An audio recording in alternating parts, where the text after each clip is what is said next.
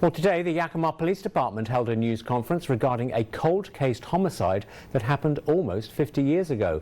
Reporter Austin Peppers went to the conference to learn what YPD had to say.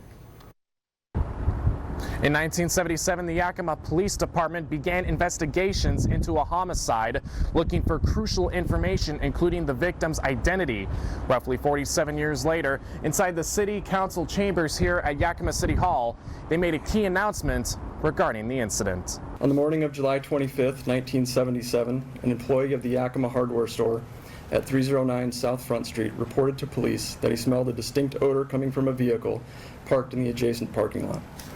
Officer Roy Wilson responded and discovered a deceased woman in the rear of that vehicle. The body was badly decomposed and believed to have been there for at least a week. 2 days after the body was found, an autopsy was carried out. The autopsy concluded that the victim had several injuries and ultimately died as a result of strangulation.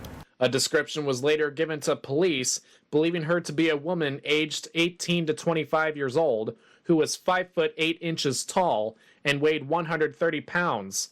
But the victim had not been identified yet.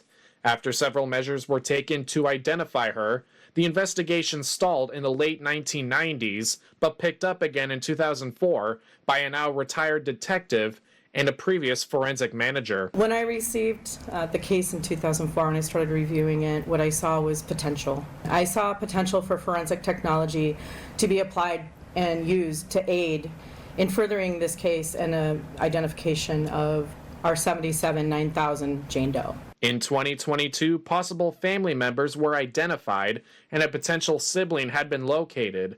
That person submitted their own DNA and was later confirmed as the victim's brother. Today, YPD announced her identity. His sister is Veretta John, or Johnny, Gates, born October 21st, 1952. YPD said Gates was described by family as a wanderer, known to hitchhike from Vermont, where she was from, to the West Coast and back. Detective Drew Shaw read a statement from Veretta's family, saying they are grateful for the efforts of YPD and has allowed some closure to them 47 years later. Reporting from Yakima, Austin Peppers, Action News. Well, thanks so much, Austin. And YPD tells us there are no leads to a suspect at this time.